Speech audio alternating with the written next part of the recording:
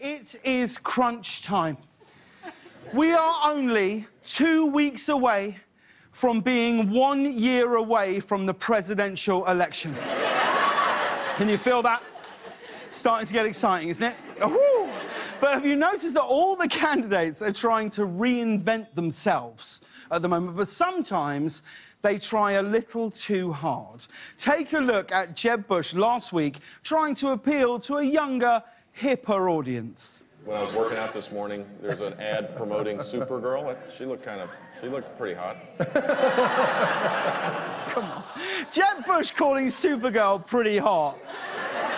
That's like something your stepdad says when he's trying to connect with you. Do you know what I mean? Like, so, that's... Supergirl is pretty hot. And you're like, you're not my dad, Keith. Stop trying. But I'll tell you what, though, Supergirl and Jeb Bush do have a lot in common, right? They both want to save America, and neither one is the most interesting member of their family. But the truth is that the person most desperately trying to reshape their image right now is Ben Carson, right? Because lately, the press has been confronting him about his sleepy, low-energy demeanour. And when pushed for examples of how high energy he could be, he said this. I would just fly off the handle and really become quite irrational and try to hurt people with baseball bats, hammers, whatever. In this particular case, I happen to have a large camping knife.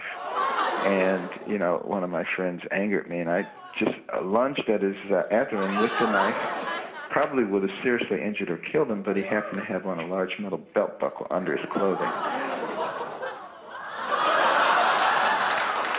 Ben Carson tried to kill one of his friends with a camping knife, but sure, let's keep talking about whether Hillary Clinton used Yahoo or Gmail.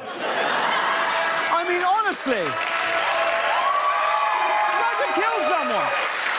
But the truth, like, you know, some politicians attack people with words, not Ben Carson. He uses knives and hammers.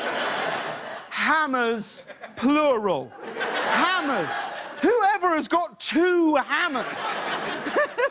But let's not forget, this man is a brain surgeon, right? And I've got to say, Ben Carson would be amazing at that game, 2 truths and a lie. Do you know what I mean? He'd be like, well, I'm one of the world's best brain surgeons. I stabbed my friend with a camping knife. And my favourite flavour is vanilla. Got you, it's strawberry. Yeah! But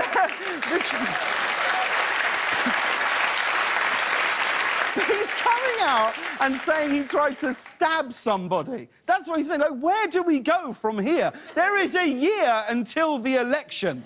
Do you know what I mean? Candidates are just going to have to do crazier and crazier things. I mean, we're about 2 months away from Bernie Sanders releasing a sex tape. Yeah, who wants to feel the burn? Oh, come on, you'd watch it. You'd watch it.